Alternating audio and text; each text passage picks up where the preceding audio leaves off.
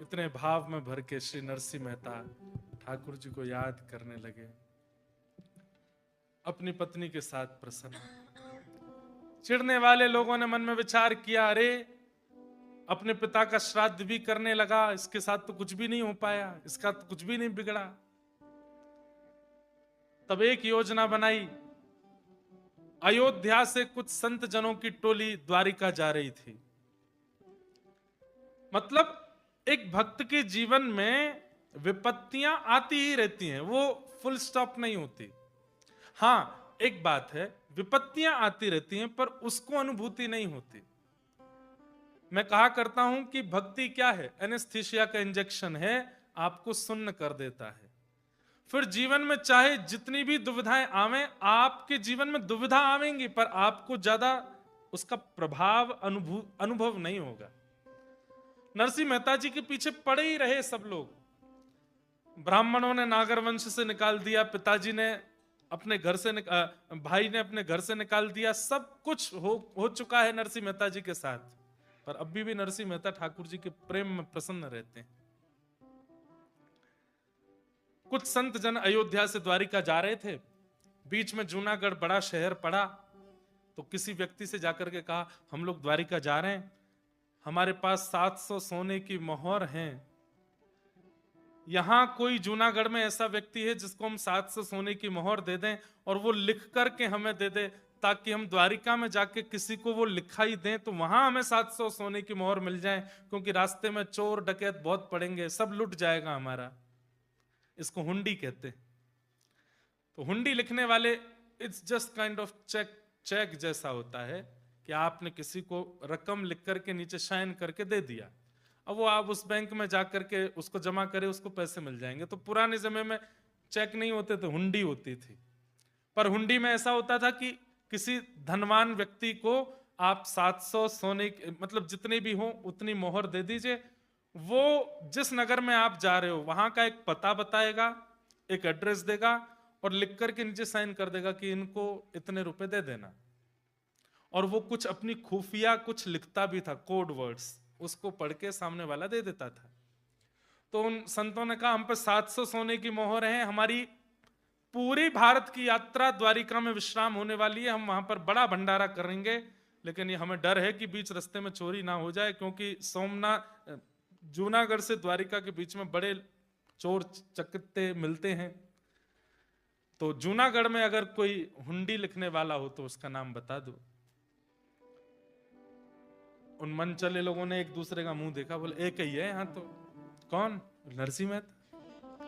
बोले अब आएगा मजा, अब नरसिंह के पास ये जाएंगे, जाकर के उससे हुंडी लिखवाएंगे और 700 रुपए इसको दे देंगे, 700 सोने की मोहर, और उसको हुंडी लिखनी पड़ेगी और फिर वो फंसेगा। इन्होंने कहा, देखो हमारे नगर में सबसे बड़ा आदमी एक ही है, नरसिंह मेहता, लेकिन भैया उसका नियम है, वो 1000 सोने की मोहर से नीचे की हुंडी नहीं लिखता। आपकी कितनी है? भैया हमारी तो 700 है। 700 भी बहुत बड़ी बात थी, लेकिन नरसिंह को फंसाना है ना, फिर तो आपका काम नहीं हो पाएगा। एकमात्र नरसिंह मेहता है जिसकी द्वारिका में गद्दी है, और यहां पर जितने भी हुंडी लिखने वाले हैं उनकी द्वारिका में कोई गद्दी नहीं है। नरसिंह मेहता ही लिख सकता है, लेकिन वो 1000 सोने की मोहर से नीचे लिखता नहीं है। बोले अब हम क्या करें, हमें बता दो।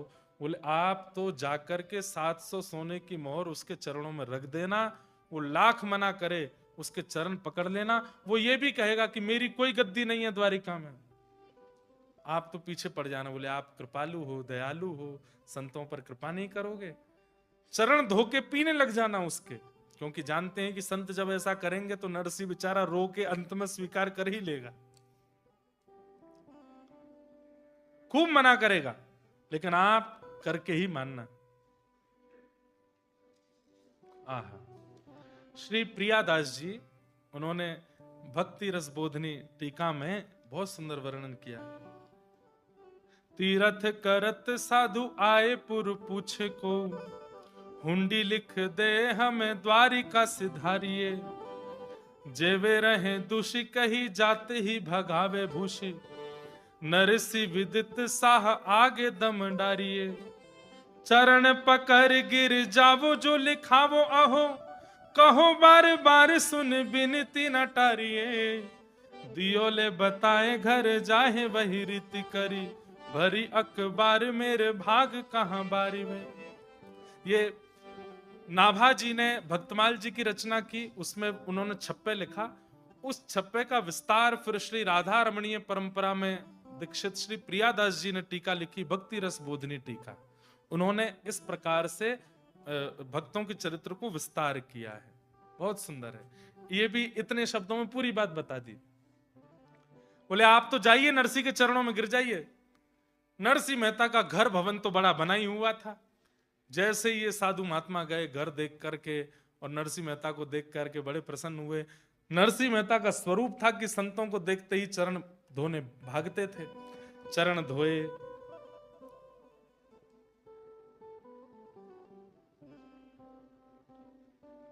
नंद नंदन के प्यारे आए मेरे, नंद नंदन के प्यारे, नंद नंदन के प्यारे आए मेरे, नंद नंदन के प्यारे। नंद नंदन के आए प्यारे मेरे, नंद नंदन के प्यारे, नंद नंदन के प्यारे आए मेरे। जब घर पर कोई वैष्णव आता है तो ये पद गाया कीजिए। जैसे घर पे हम भी कईयों के यहाँ जाते हैं, थाल लेके आरती करते हैं, तिलक लगाते हैं। अब उसमें मंत्र विधि आप लोग क्या करेंगे, इतना सब कुछ कर दें तो अच्छी बात, लेकिन कभी कोई वैष्णव घर आवे तो ये पद गाइए, नंद नंदन के प्यारे आए मेरे, नंद नंदन के प्यारे, नंद नंदन के प्यारे आए मेरे, नंद नंदन के प्यारे। माला तिलक मनोहर बानो, माला तिलक मनोहर बानो मतलब वेशभूषा, धोती बगलबंदी कुर्ता आदि पहन के आए हैं। कैसे हैं नंद नंदन के प्यारे? बोले तिलक लगाया है, माला गले में पहनी है और सुंदर धोती आदि पहन के आए हैं। माला तिलक मनोहर बानो, माला तिलक मनोहर बानो, त्रिभुवन के उजियारे, त्रिभुवन के उजियारे।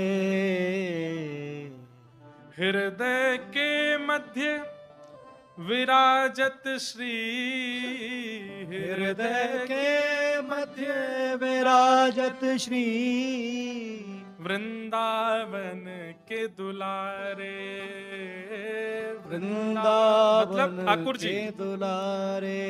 इनके हृदय के मध्य में वृंदावन दुलारे श्री कृष्ण विराजमान है। नंद नंदन के प्यारे आए मेरे, नंद नंदन के प्यारे, नंद नंदन के प्यारे आए मेरे, नंद नंदन के प्यारे। अंत में परमानंद करत न्योछावर, परमानंद करत न्योछावर, परमानंद करत न्योछावर, परमानंद करत न्योछावर। वारी वारी हो बारे, हो बार बार हो बारे। नंद नंदन के प्यारे आए मेरे, नंद नंदन के प्यारे। ओ नंद नंदन के प्यारे आए मेरे, नंद नंदन के। नरसिंह मेहता जी तो रोने लगे, उनके चरण धोने लगे। आहा, नंद नंदन के प्यारे मेरे घर आए हैं। जबकि रोज ही आते हैं, लेकिन हर बार भी उनका उत्साह कम नहीं होता। जैसे रोज किसी के घर संत आते हो तो निश्चित होगा कि 3-4 संतों के बाद में अब इच्छा कम होने लग जाएगी, उतना उत्साह नहीं रहेगा। पर नरसिंह मेहता तो हर दिन उसी उत्साह में रहते हैं जैसे मानो पहली बार कोई उनके घर आया हो। खूब तिलक माला इत्यादि लगा करके चरण धो करके खूब सुंदर किया। तो आपस में वो सब संत क्या कानाफूसी करने लगे, बोले इनको किसी ने बता दिया है कि हम हुंडी लिखवाने आए हैं, इसीलिए हमारे पांव वाँव धो के हमको मना रहे हैं कि हुंडी न लिखवाऊं। इनको पता चल गया है कि हम हुंडी लिखवाने आए हैं। तुरंत उन संतों ने उल्टे नरसिंह मेहता के पैर पकड़े, बोले नरसिंह जी हमारी एक समस्या का समाधान करो। अरे अरे अरे आप मेरे चरण क्यों पकड़, क्या बात है? बोले हमें पता है द्वारिका में आपकी गद्दी है, आप हमारी हुंडी लिख दो। हुंडी?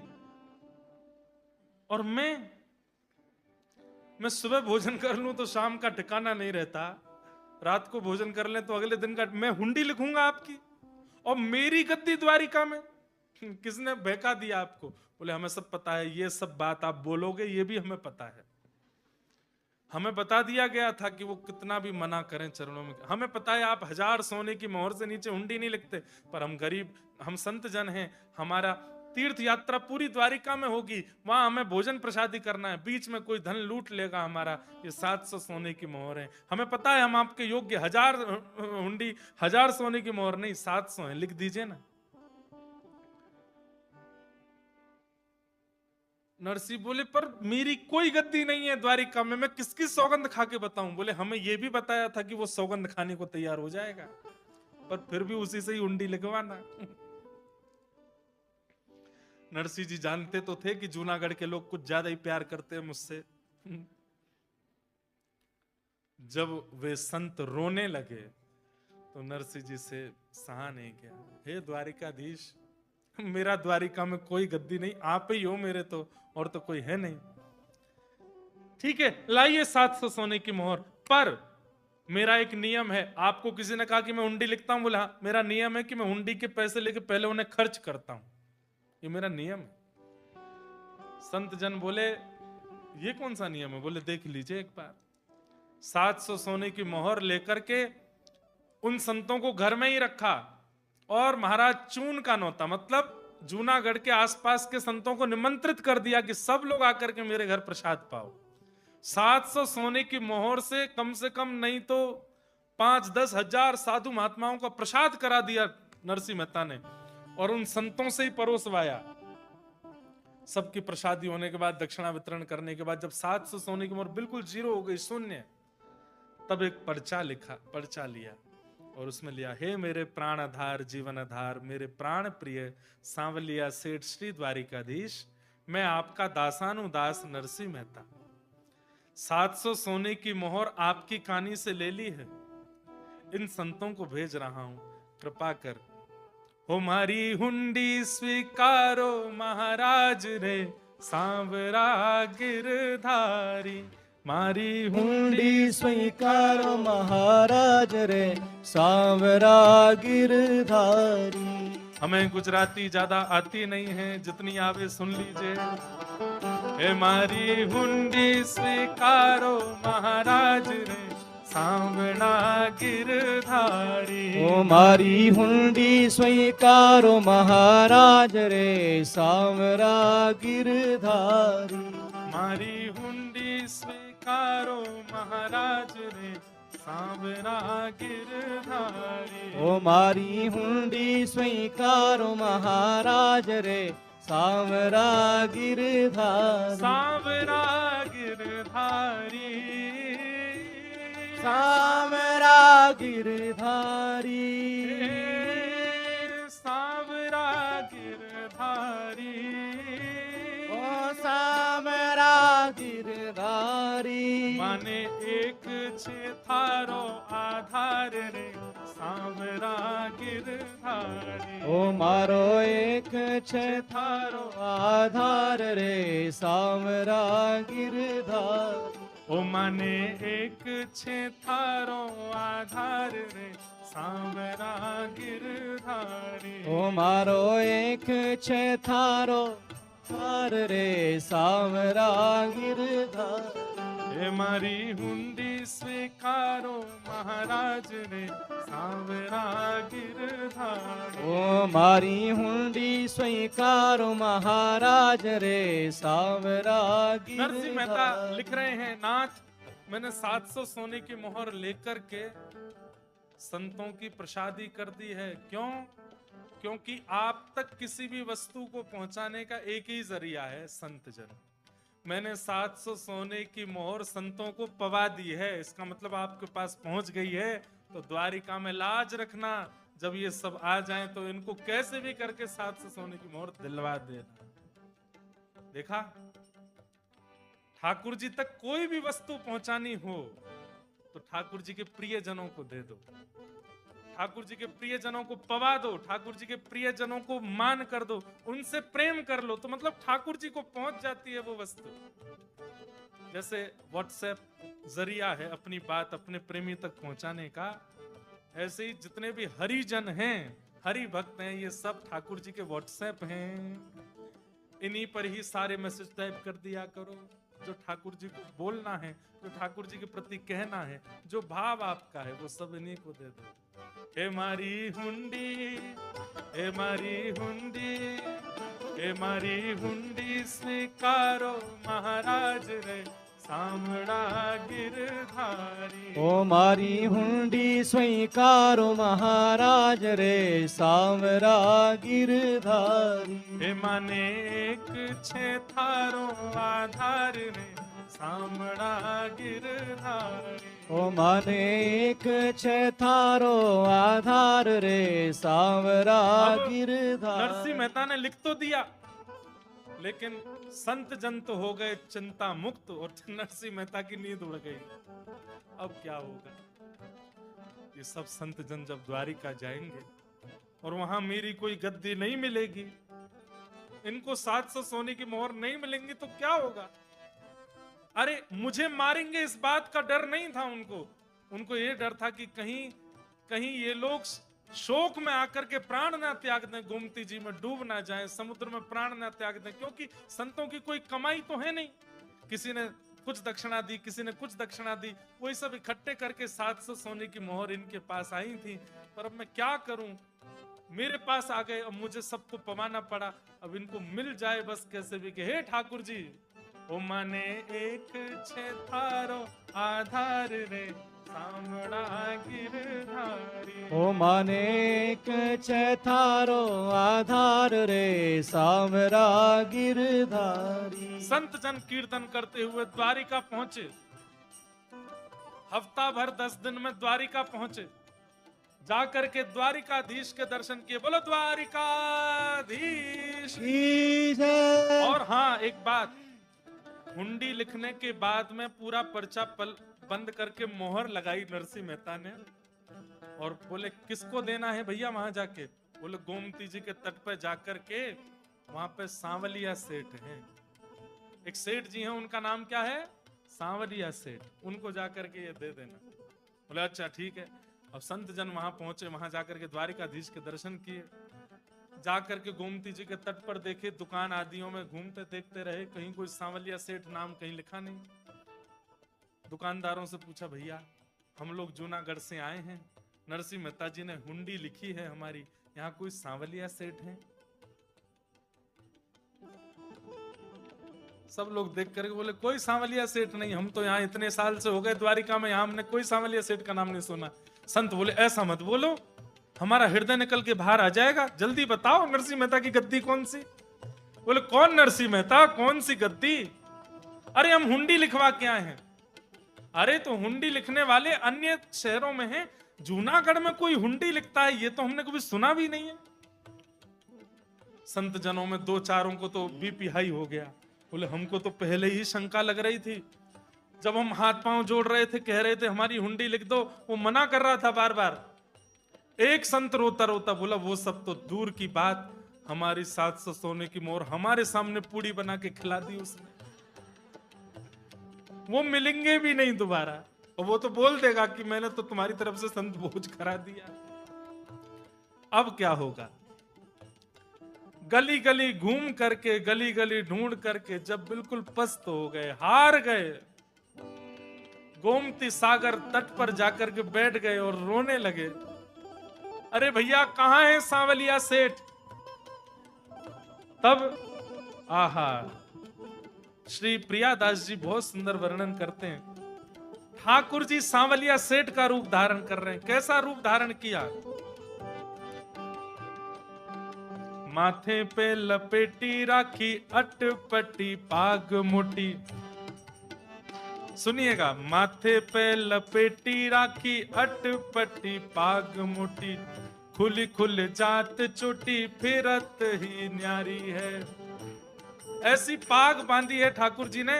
अपने केशों को, लंबे केश हैं ठाकुर जी के, उनको गूंथ करके पाग के अंदर रखा है कि मेरे लंबे केश ना दिखें।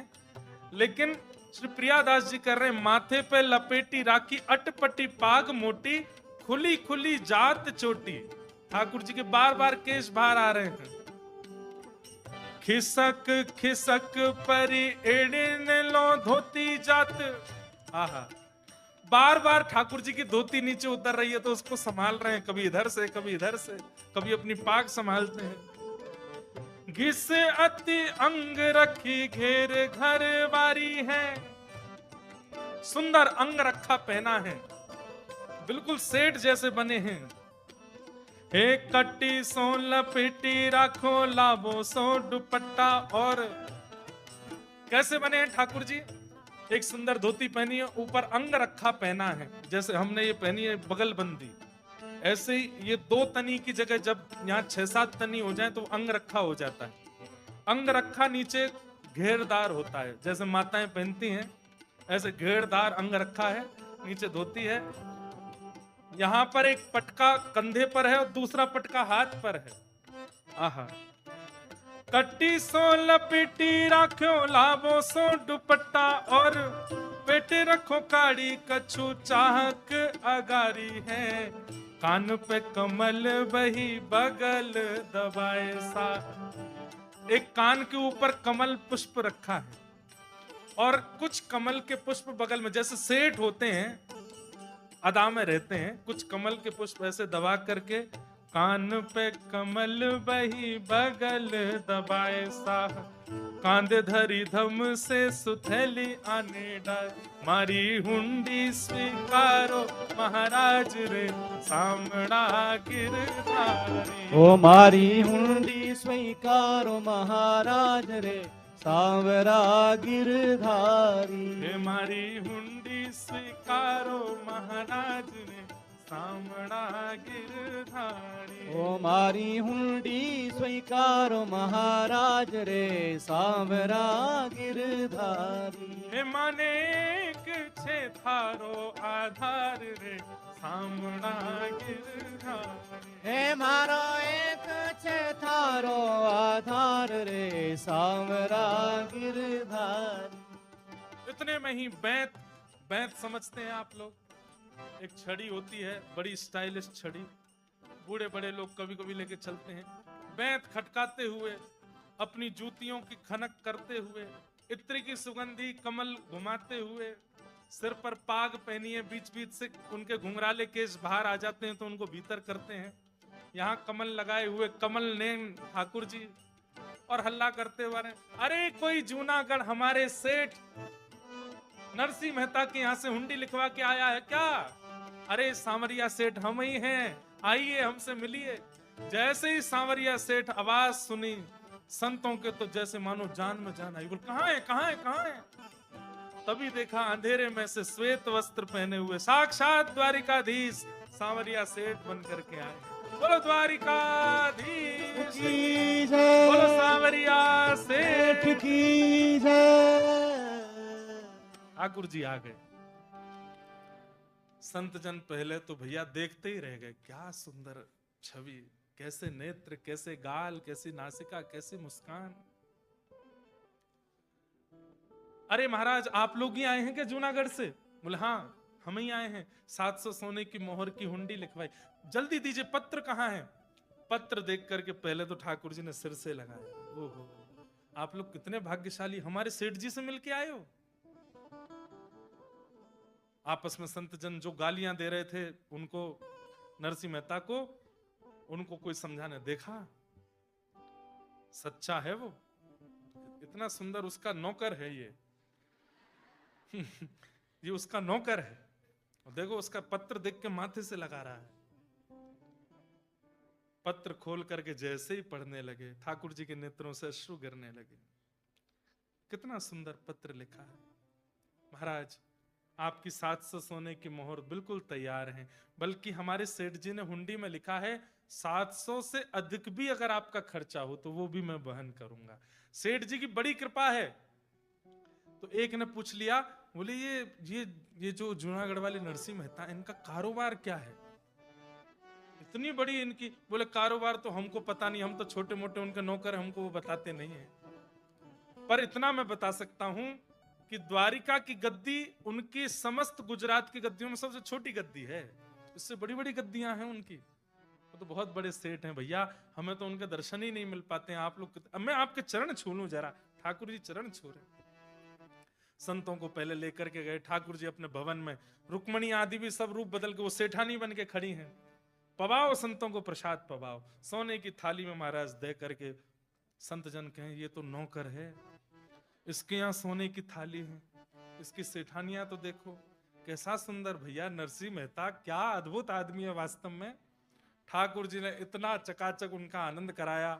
700 सोने की मोहरों से जो संत भोज करना था तीर्थ यात्रा की पूर्णता पर, ठाकुर जी ने स्वयं उन संतों की इससे बड़ी तीर्थ यात्रा की पूर्णता क्या होगी कि ठाकुर जी स्वयं परोस रहे हैं पंगत में, सब संतों को परोस करके, सबको दक्षिणा दे करके। अरे कम से कम 7000 सोने मोहर, इतने का सब हुआ खर्चा, और सब ठाकुर जी ने वहन किया। संतों ने कहा अब हमारा वापस जाने का समय आया है, आप हमें जाने दीजिए।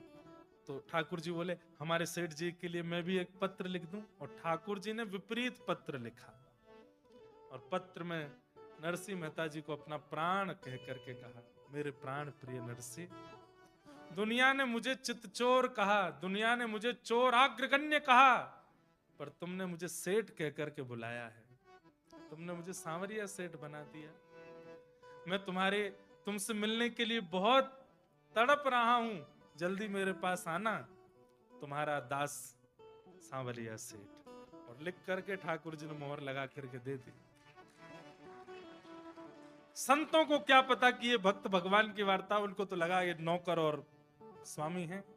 वहां लौट करके संत जन जैसी गए, नरसिंह मेहता ने दूर से देखा। नरसिंह मेहता पत्नी से बोले बोरिया बिस्तर मांगो, भगो यहां से, ये मारने आ रहे हैं हमको। वे तो नाचते गाते हुए आ रहे थे। नरसिंह मेहता ने जैसे देखा, भगवान मुझे क्षमा कर दीजिए, आप कुछ कहें उससे पहले मैं ही क्षमा मांग लेता हूं। बोले क्षमा, हृदय से लगो हमारे। अरे भैया तुम्हारा नौकर कितना सुंदर था, वो सांवरिया सेठ कितना बढ़िया, उसके घर उसकी सेठानियों, हम संत जन हम तो बिल्कुल मर्यादा में रहते हैं, बिल्कुल, पर उसकी सेठानियां भी इतने शिष्टाचार से, इतने व्यवहार से सब पवा रही थी। आप सब क्या कह रहे हैं? बोले हाँ, उन्होंने पत्र दिया। पत्र खोल करके जैसे ही नरसिंह मेहता ने देखा, नेत्र सजल हो गए। मेरी हुंडी स्वीकार ली है, किसने? सांवरा गिरधारी। नरसिंह मेहता जी तो नाचने लगे, आनंदित हो गए, प्रसन्न हो गए, उन संतों के साथ नाचने लगे। अब मैं क्या सत्य बताऊं आपको कि आप किससे मिलकर के आए? अरे भैया वो नौकर नहीं है, वो सबके स्वामी है, साक्षात द्वारिकाधीश आए थे। मेरी कोई हुंडी नहीं है वहां पर, मेरी कोई गद्दी नहीं है, मेरा कोई नौकर नहीं है। मैंने आपके उस पत्र में द्वारिकाधीश से प्रार्थना की थी कि आप ही लाज बचाइए, वही आए। और सब सत्य नरसिंह मेहता ने बताया। संत जन धन धन्य हो गए। बोले हमने तो, इससे बड़ी तीर्थ यात्रा का समापन क्या होगा कि प्रत्यक्ष ठाकुर जी का दर्शन हमको नरसिंह मेहता तुम्हारी वजह से हो गया। नरसिंह मेहता जी ने कहा अब आप लोग भी यहीं रुक जाओ, हमारे भवन में ही रहो हमारे साथ, और उनको भी वहीं रोक लिया। ऐसे नरसिंह मेहता अपनी पत्नी के साथ खूब सुंदर ठाकुर जी की सेवा में लगे हैं।